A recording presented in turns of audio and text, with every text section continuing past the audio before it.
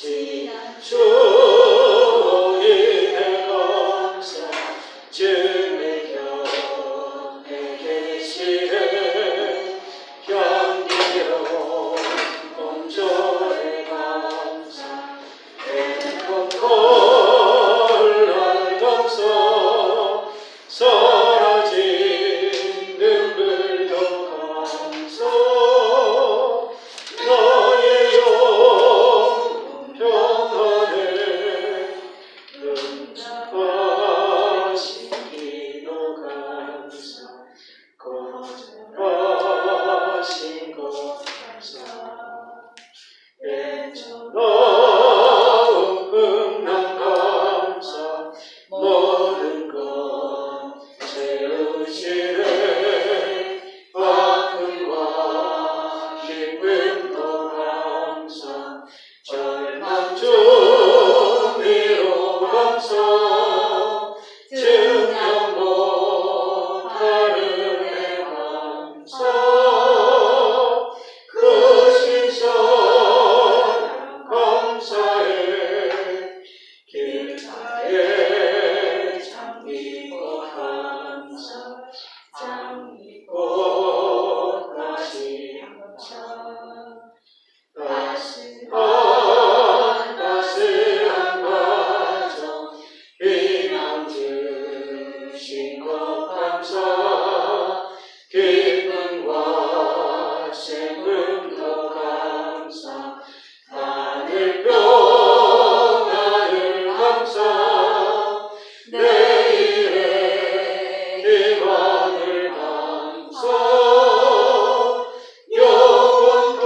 영원토록 감사해. 하나님 아버지 감사합니다. 오늘날 이 성문동산에서 오셔서 말씀을 배울 수 있는 기회를 주셔서 너무 감사합니다. 배우는 저희들 지혜를 깨닫게 하여 말씀의 능력에 넘치게 주시옵소서. 건전하게 지혜와 능력을 주셔서 주님을 더 알아갈 수 있는 복된 시간 되게 해 주옵소서. 우리가 어디에 있든지 주님 동행하여 주시옵소서. 하나님 이름으로 기도드립니다. 아멘.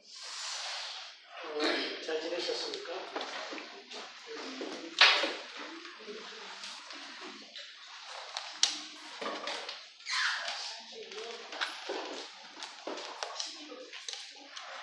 어제 저녁에 많이 드셨던 거야죠?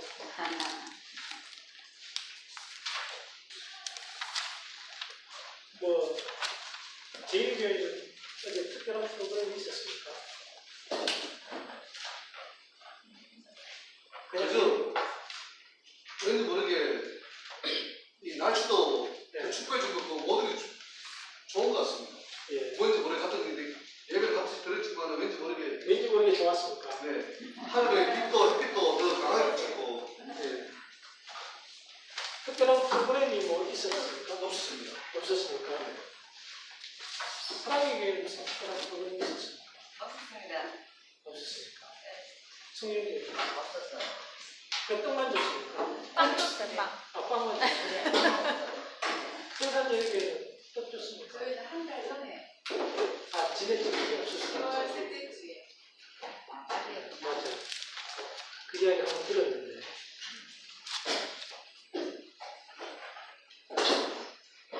오늘 왜 어제는 어땠습니까?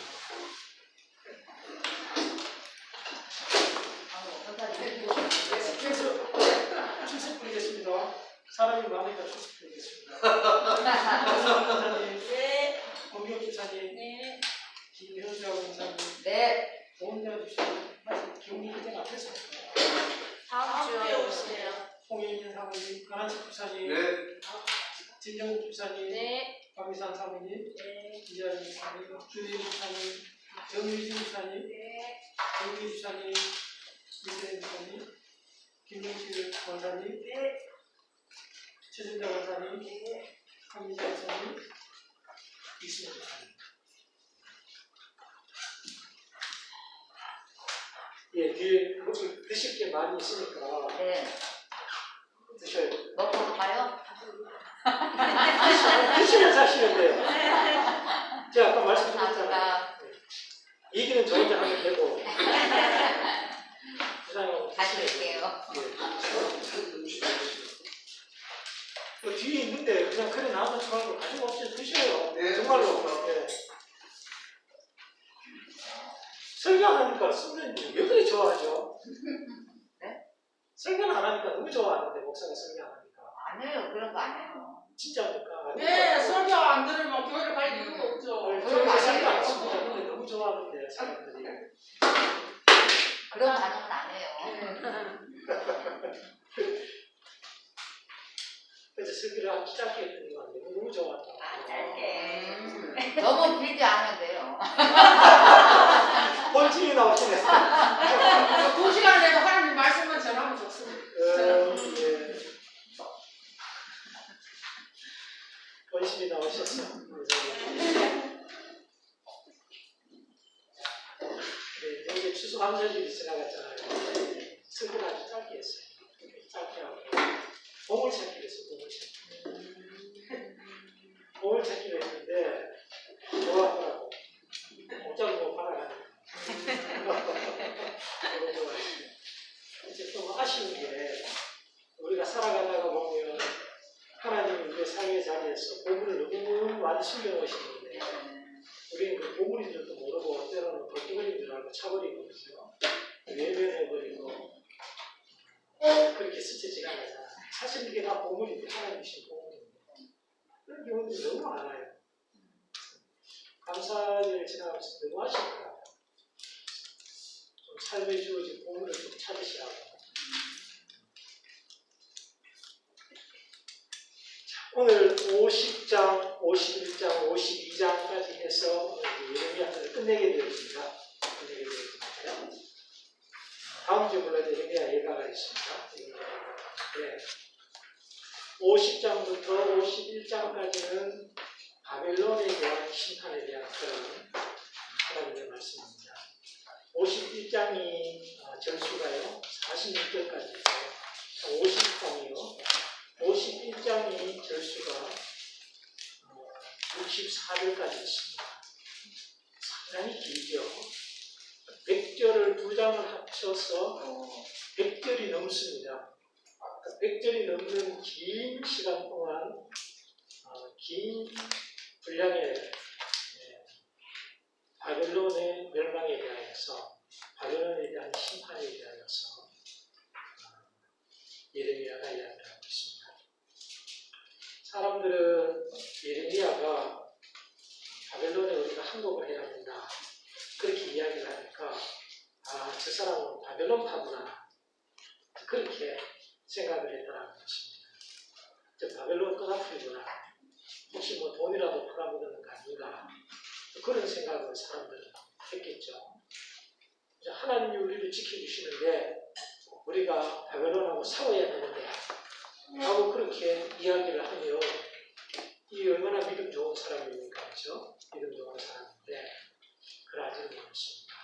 52장을 우리가 할 때 12기야에 대하여서 잠깐 평가를 하게 되어지겠습니다만 무지하면 자기 혼자만 고생하는 것이 아니라 나라 전체가 고생하게 되어집니다.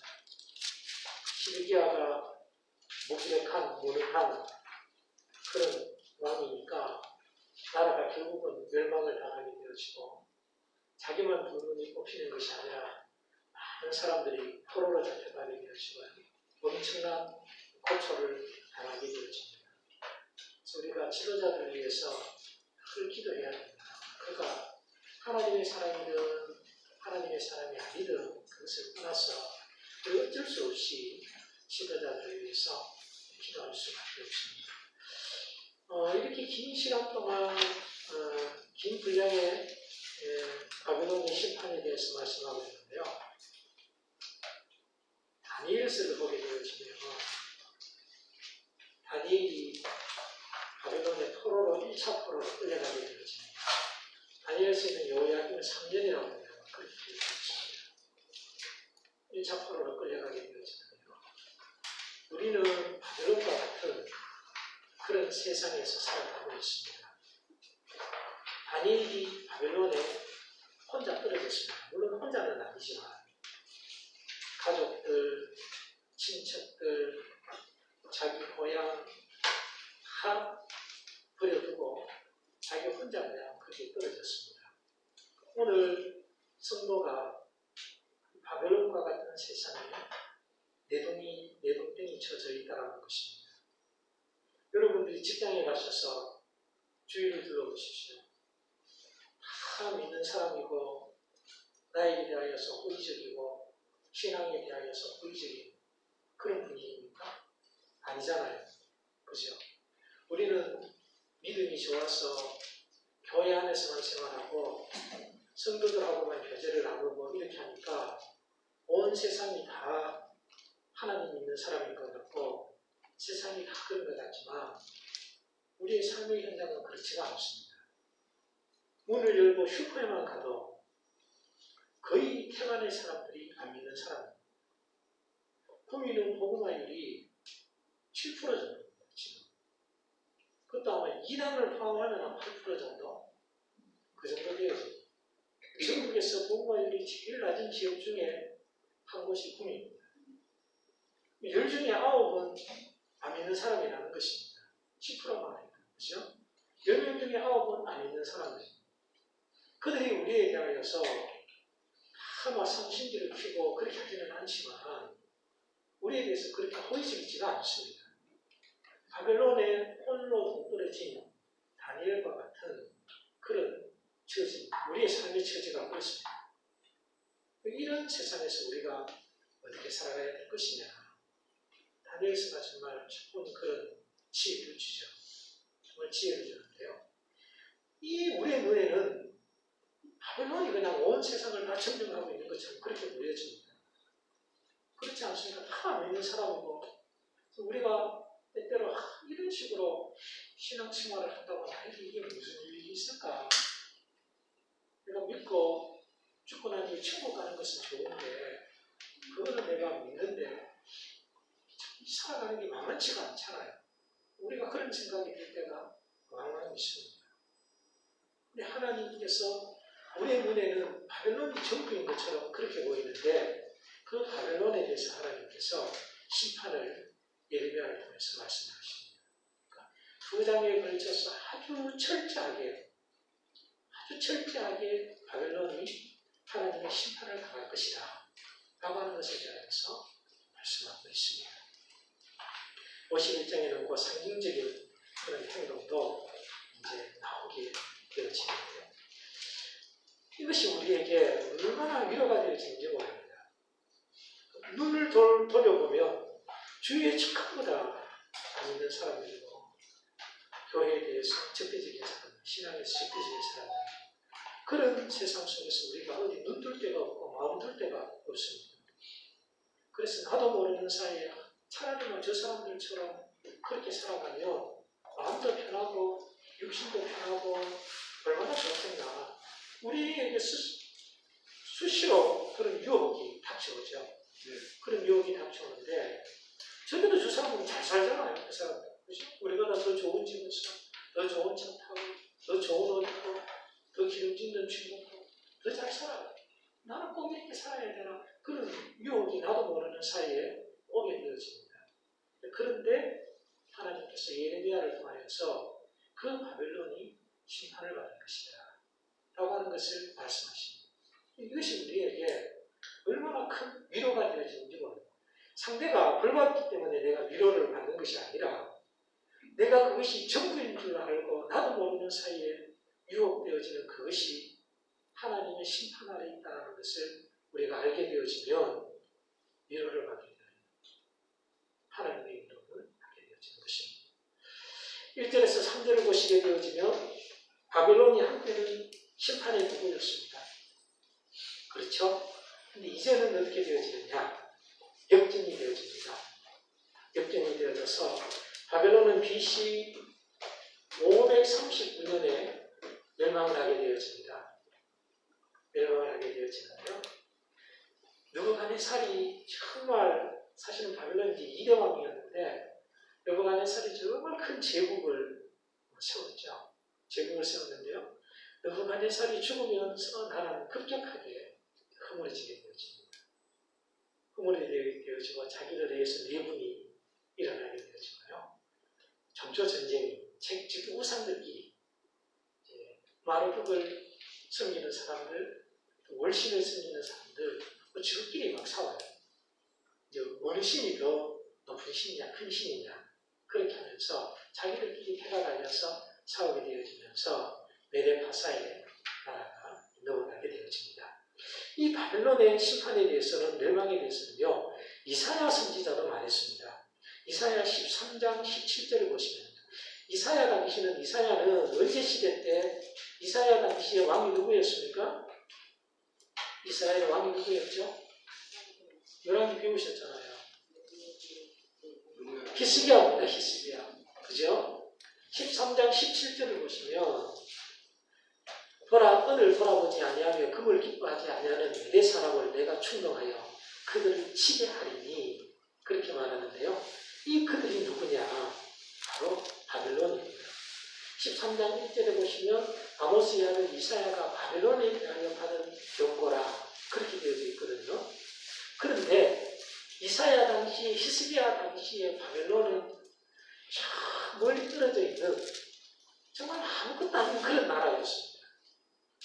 그래서 히스기야가 병이 걸렸다가 15년 생명을 연장받잖아요. 그러니까 바벨론에서 사신을 보냈어요. 그 사신에게 히스기야가 자기 보물창고를 다 보여줬어요. 히스기야가 바보여서 자기 보물창고를 보여줬느냐? 물론 과시하고 싶고 자랑하고 싶은 마음이 있어서 보여주기도 했지만은 그 당시에 바벨론은 참 멀리 떨어져 있는 나라였고 아주 조그만한 그런 나라니까 그 나라가 무슨 어떻게 되냐고 히스기야는 생각을 못하는 거죠. 상상을 못했는 거예요. 그런데 이미 하나님께서는 이사야 선지자를 통하여서 그 바벨론의 멸망에 대하여서 이미 예언을 하셔요. 하나님. 얼마나 하나님이 놀라우신지를 모릅니다. 그러니까 이런 것들 때문에 사람들은 이거 전부 다 가짜다, 성경 가짜다. 다 지나가고 난 이후에 이 사건들이 다 일어나고 난 이후에 사실은 기록되어진 내용이다. 그렇게 이제 이야기를 하죠. 그렇지가 않습니다. 세상의 열강을 모든 나라들을 주관하시는 분은 하나님이시기 때문에 이미 하나님은 이 하나님의 계획표 속에 시간표 속에 다 세워져 있어요. 그래서 하나님께서 예레미야를 통해서 한 번 더 이사야가 통해서 말씀하셨던 내용대로 한 번 더 심판에 대해서 말씀하십니다. 한때는 바벨론을 통해서 하나님께서 유다도 이웃에 있는 나라들과 심판하는 심판의 도구였습니다.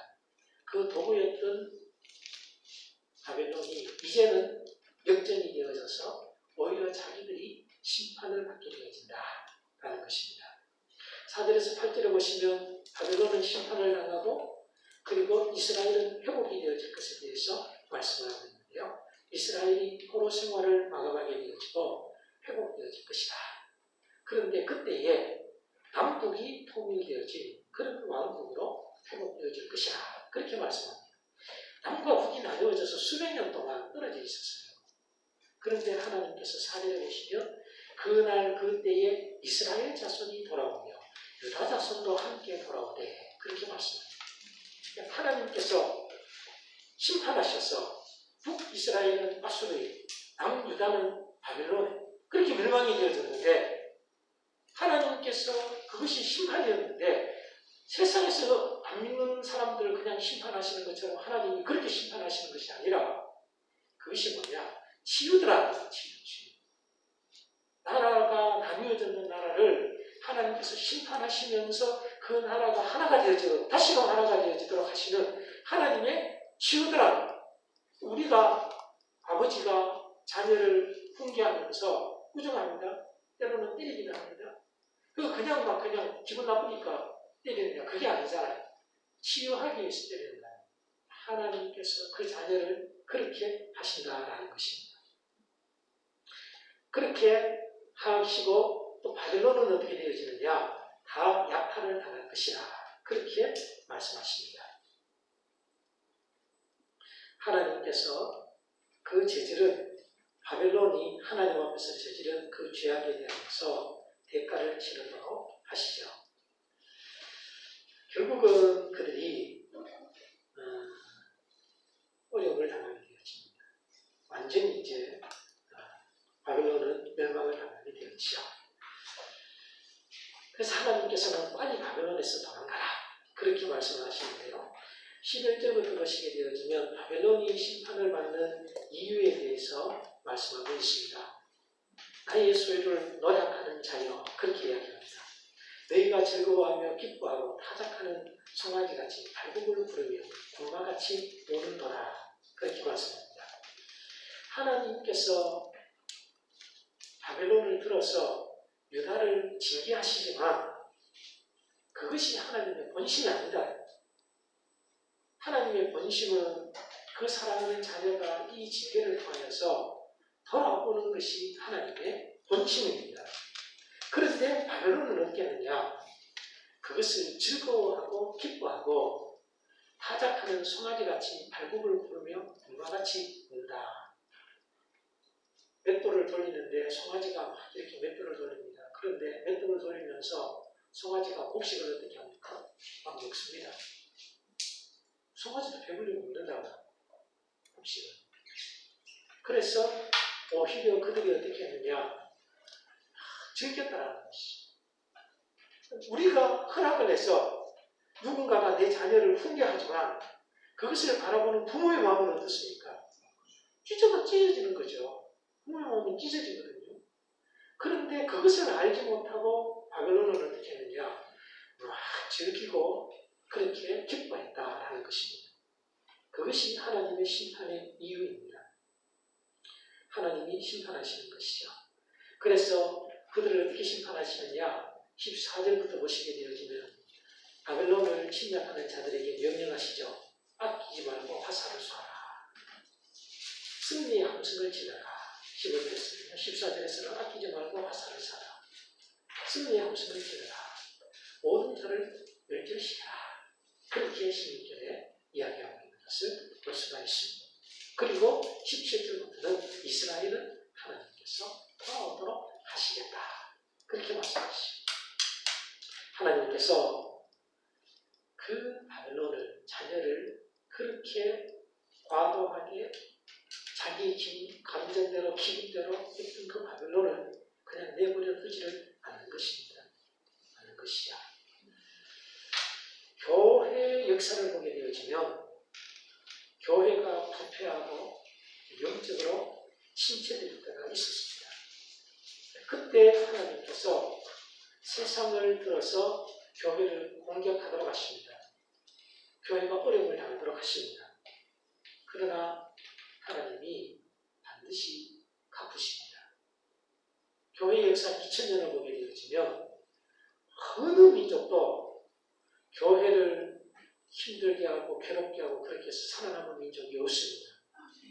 없습니다. 하나님께서 교회가 부패하니까 그 교회를 징계하기 위하여서 그들에게 잠시 허락은 하시지만 하나님께서 결코 내버려 두시지를 않는다라는 것입니다. 결국 예루살렘 성경이 파괴되어지고 난 이후에요.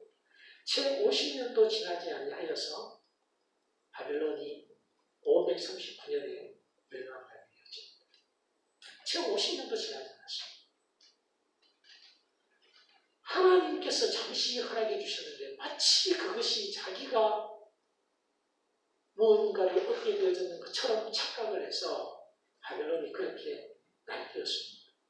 벨사살이 하나님의 성경의 기물을 가지고 와가지고 그것을 술잔으로 삼아가지고 술을 부어 마시고 그렇게 했습니다. 얼마나 하나님을 모독하는 것입니다. 하나님께서 승리에 도취해서 교만한 그들을 하나님께서 바로 징계하십니다. 징계하십니다. 그래서 어떻게 보면 하나님은요 중립적이지가 않습니다. 우리가 무슨 이야기를 하다가 보면 내가 객관적으로 우리가 뭐 그렇게 이야기합니다. 그죠? 거짓말입니다. 다 거짓말이에요. 객관적일 수가 없습니다.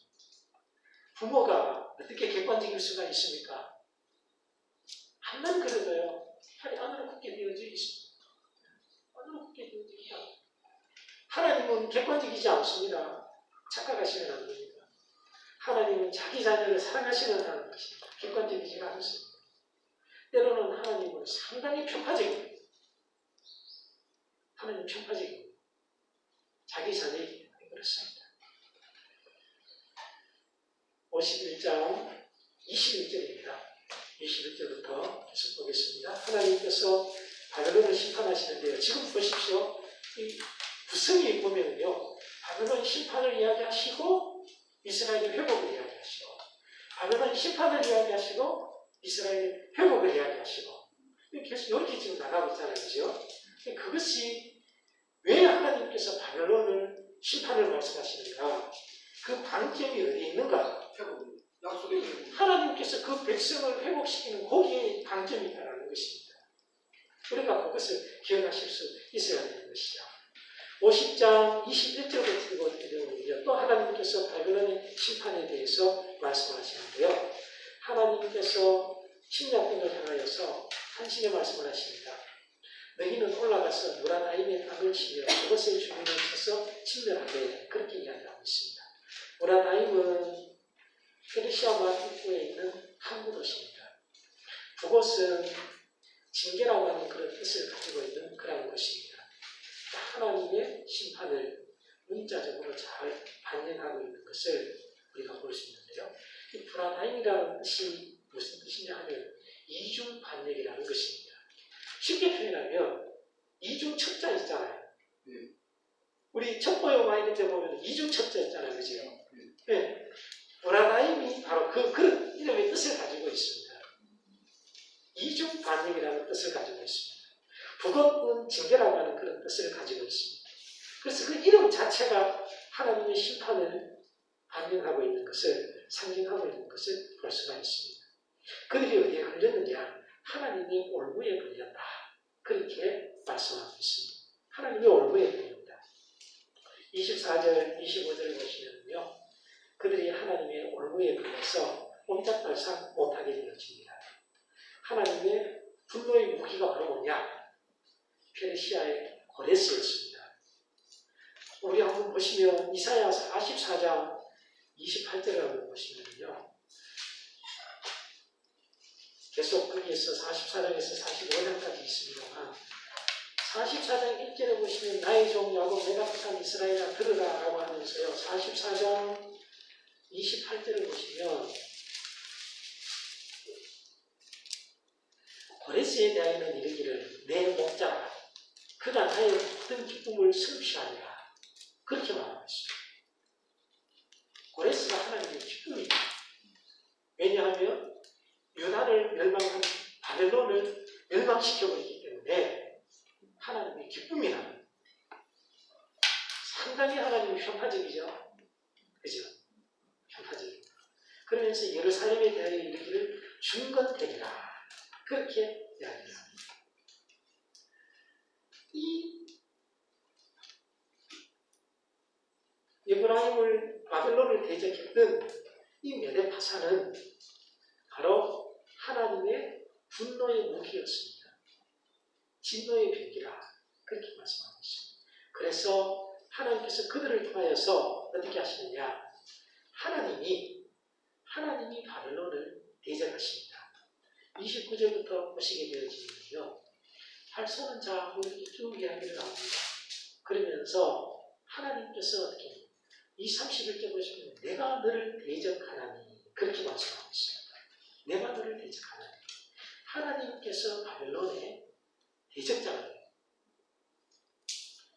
어느 누구든지 하나님을 적으로 삼아서 그 싸움에서 이길 수 있는 사람은 아무도 없습니다. 미국이 세계 최강이지만 어쨌든 베트남에서 졌습니다. 그렇지 않습니까? 네. 자기들 나름대로는 뭐 맹렬하게 퇴진한다고 그렇게 발을 빼려고 했지만은 어쨌든 올매부터 예, 졌습니다. 솔직하게 말하면 졌죠. 그래서 미국이 지난번 이라크하고 전쟁할 때도 시뮬레이션 전쟁을 해보니까 100분을 했는데 90만 분을 졌어요. 미국이. 컴퓨터를 가지고 우리가 이렇게 공격을 하면 저쪽에서 어떻게 방어를 할 것이고 서로 무기를 아니까 그렇게 해서 컴퓨터로 전쟁을 해보니까 99번을 졌어요. 미국이. 그래서 미국이 철저하게 준비를 했는 겁니다. 그래서 이제 사실은 단순히 이기게 되어졌는데요. 공중전을 통해 가지고 전쟁에서 이기는 유일한 전쟁입니다. 월남전에도 공중전은 특공은 비행기 한 대도 못 띄웠습니다. 제대로 못 띄웠습니다. 미국한테 밀리니까. 그런데 전쟁에서 졌습니다. 미국이 졌습니다. 그래서 이라크의 사담 후세인이 비행기로 이긴 전쟁은 없었다. 비행기로 이긴 전쟁은 없었다. 그렇게 자신했거든요. 결국은 그 전쟁에서 미국이 이겼습니다. 그러니까 자기들이 95학번을 치니까 철저하게 준비를 했거든요. 철저하게 준비했는 덕분에 그들이 이기게 되어졌는데 세상에서는 미국이 제일 강하다라고 해도 질 때가 있어요. 질 때가 있다고. 그런데 하나님을 대적해서 이길 수 있는 사람은 아무도 없습니다. 하나님을 대적해서 이길 수 있는 사람은 아무도 없죠.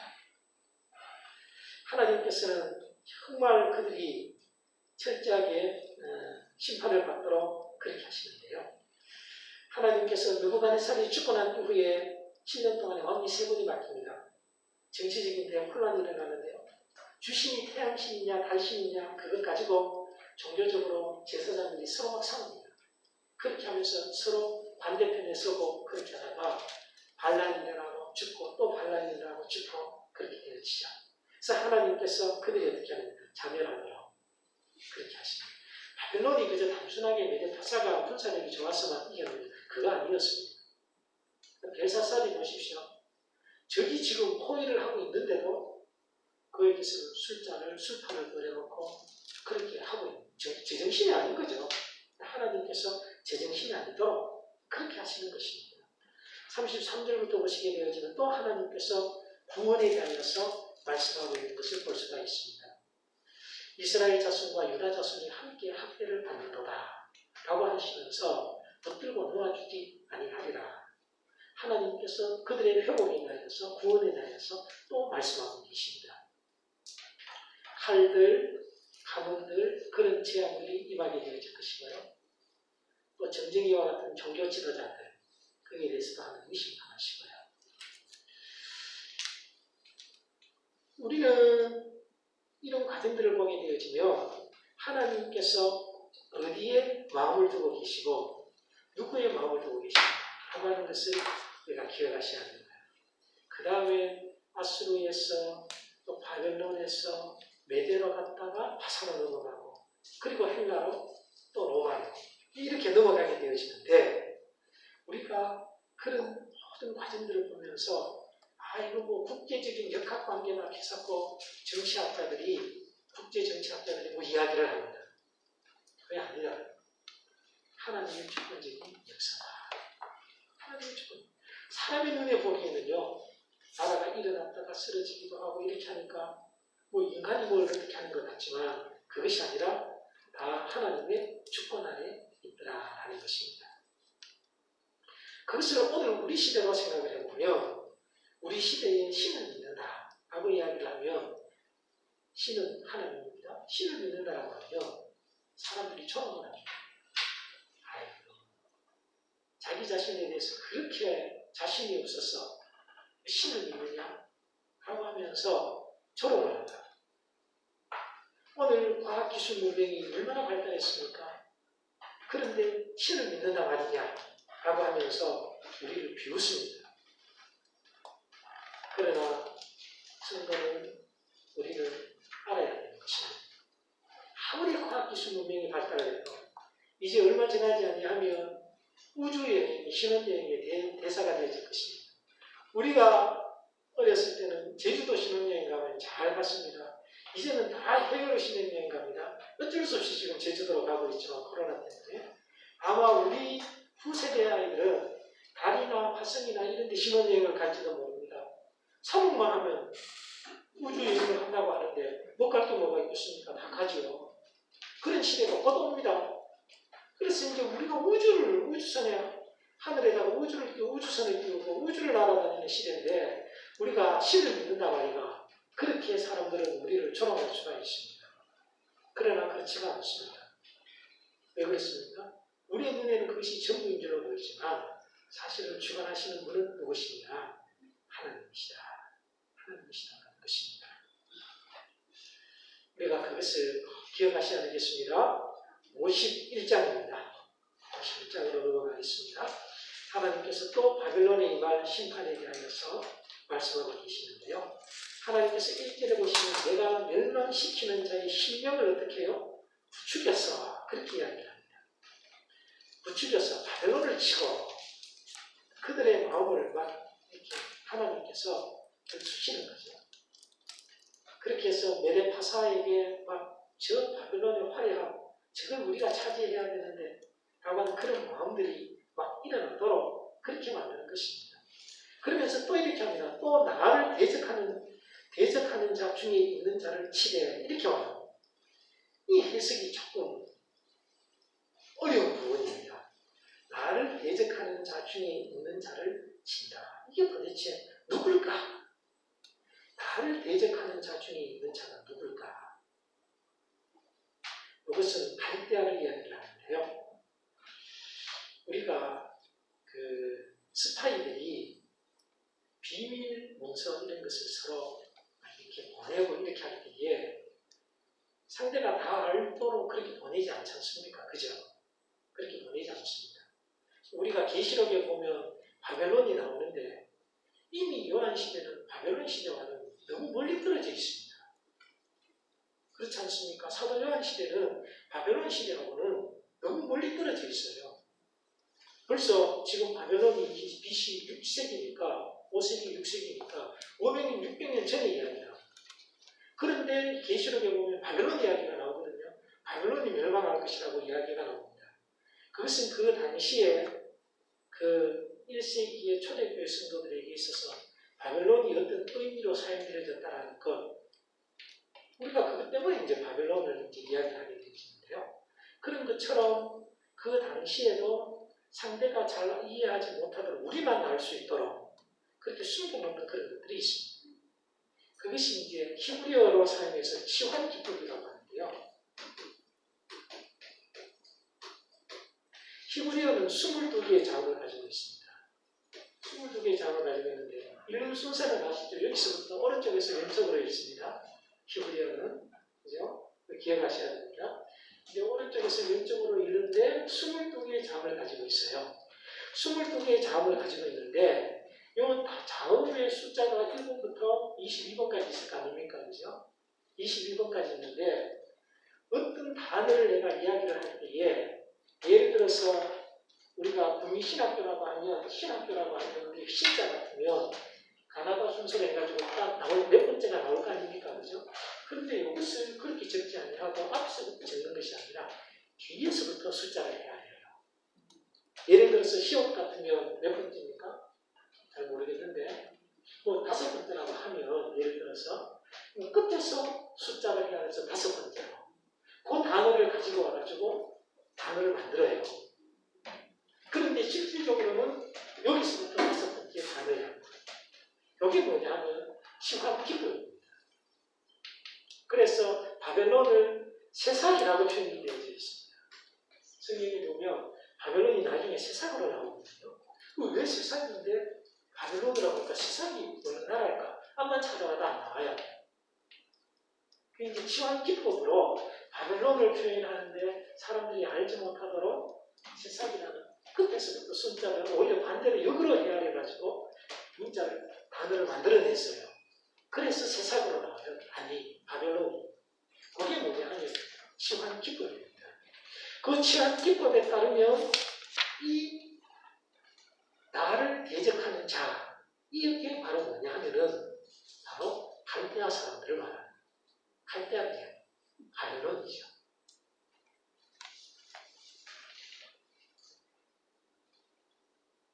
하나님께서 그렇게 해서 바벨론을 치신다는 것입니다. 그 하나님이 보내신 침략군에 대해서 뭐라고 표현을 해주느냐, 키즈라는 자다. 그렇게 말하는 것입니다. 우리가 잘 경험을 안 해봤습니다만 옛날에는 돌 가려내고 그렇게 할 때 곡식에서 빨곡하고 쭉정이 가려낼 때 다 어떻게 했습니까? 키즈랬죠. 그래서 시편 1편 4절에 뭐라고 이야기합니까? 바람이 나는 겨와 같다. 그렇게 이야기하고 있습니다. 그죠? 이렇게 하면 바람이 불면 쭉정이는 다 날아가 버립니다. 알곡만 떨어집니다. 하나님께서 그들이 보내시는 침략군을 뭐라고 이야기하냐면 키즈라는 자다. 그렇게 해서 생명 있는 것들을 다 죽여버립니다. 하나님께서 그렇게 엄중한 심판에 대해서 말씀하십니다. 근데 그 심판 앞에서 바벨론은 어떻게 해야 되느냐? 정말 바벨론은 대단한 나라거든요. 바벨론이 이 도시가 엄청난 도시입니다. 그리고 우리가 뭐 잘 알지 않습니까? 하늘 정원 뭐 이런 것들 상상할 수 없는 그런 기술이 접합되어져 있는 그런 나라거든요. 우리가 지난번에 말씀드린 것처럼 도자기가 이제 그 당시에 과학 기술이었는데 그냥 흙으로 만든 도자기, 거기에다가 유약을 바르는 도자기, 거기에다가 또 유약을 더 한 번 더 바르고 온도를 자꾸 높여가지고 온도 높이가 1000도 이상, 1300도 이렇게 돼야지만 이제 온 차이나가 되어지는데 그 만드는 기술이 중국만 그때 가지고 있었어요. 도자기 만드는 그 기술을. 그래서 중국 도자기가 그렇게 이제 유명해진 것입니다. 서양에서. 그 이제 지금으로 따지면 아주 하이테크 고급 기술이죠. 아주 고급 기술인데요. 바벨론은 벽에 일반 우리가 붙이는 타일을 붙인 나라입니다. 푸른색 타일을 다 붙인 나라입니다. 바벨론. 그러니까 그 당시에 과학 기술이 얼마나 발전했는가라고 하는 것을 알 수 있습니다. 우리가 성경에 보게 되어지면 노아가 광주 만들 때 역청을 바르고 바벨탑 할 때도 바벨탑을 쌓을 때도 역청으로 뭐 이렇게 하고 이야기가 나오지 않습니까? 지금도 중동에 가면 역청을 사용합니다. 방수에 있어서는 제일 좋은 제품입니다. 방수하는 데 있어서는 지금도. 그러니까 얼마나 그 사람들이 과학이 발전했는가라고 하는 것을 우리가 알 수가 있습니다. 그런데 그 바벨론이 어떻게 하느냐? 메데파사의 침략 앞에 굉장히 무기력하게 넘어지게 됩니다. 아주 힘을 쓰지를 못하고 무기력하게 두려움에 떨겨 있는 그런 그들의 모습을 볼 수가 있습니다. 그 41절에 그 앞에 세상이 약간 존재 말씀하실 때 슬프다는 말씀이 나오잖아요. 예. 이 슬프다는 것은 누가 슬퍼하시되 어디에 41절 말입니까? 51장에 슬프다. 예, 세상이 누가 슬프다. 세상이 함락되어졌다. 예, 슬프다는 이 말씀은 하나님께서 슬퍼하는 게 아니라 그거는 어느 거예요? 그렇죠. 비웃는 거죠. 예, 비웃는 거죠 이제. 아이고 슬프다 하면서 적이 넘어지는 것을 보고 우리가 슬퍼하는데 사실은 슬퍼하는 게 아니죠. 비웃는 거죠. 그런 의미입니다. 벌써 어떻게 41절까지 되어가지고 예수가 왔어요. 아니, 아까 지나가신 것 가지고 세상이 나와. 이제 예. 51잖아요. 이제 초반전인데. 예. 벌써 세상을 찾아보셨구나. 예. 그렇게 해서 이제 키즈라는 자가 되도록 하나님께서 하셔서 그들이 무기력하게 심판에 넘어가도록 하나님께서 그렇게 하십니다. 하나님께서 어떻게 하시느냐면 7절에 보시면 진노의 포도주 잔을 말씀하시는데요. 금잔이다. 온 세계가 취한다는. 제가 초등학교 때 저희 아버님이 일하시는 거기에 일꾼들하고 소풍을 갔어요. 제가 아는 집안의 형님인데 자꾸 저보고 제가 그때 3학년인가 4학년인가 제가 기억하는데 자꾸 저보고 실험을 하자는 거예요. 실험을. 수리한다고 해가지고 자꾸 저보고 이제 장난친다고 실험을 하자는 거예요. 예, 실험. 그래서 나 안 한다고. 아이가 어떻게 어른을 이길 수 있겠습니까? 그죠? 실험 안 한다고. 그럼 이제 자꾸 하자라는 거예요. 그래 했죠. 왜? 제가 이겨버렸어요. 그냥 다리를 걷어가지고 그냥 내팽개 쳐버렸어요. 그냥. 왜냐면 술에 취하니까. 아무리 장정이라도 술에 취하니까 아이한테도 못 이겨요. 이길 수가 없어요. 술 취해버리니까. 근데 오늘 여기 보면 뭐라고 나오느냐? 온 세계가 취하게 하는 금잔이다. 문민족이 그 포도주를 마침으로 어떻게 되냐? 미쳤다. 그렇게 이야기를 하고 있습니다. 그 포도주에 취해가지고 제정신이 아닌 것입니다. 하나님께서 그렇게 하도록 하셔서 바벨론을 하나님이 멸망시키는 것입니다. 그래서 재물이 얼마나 많습니까? 13절에 보시면 많은 물가에 살면서 재물이 많은 자여 네 재물의 한계 곧 내 끝이 맞도다.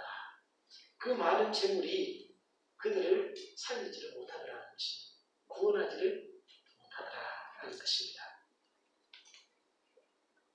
하나님께서 그들을 멸하실 때에 그냥 멸의 자기들의 군사력만으로 그렇게 멸했느냐? 그건 아닙니다.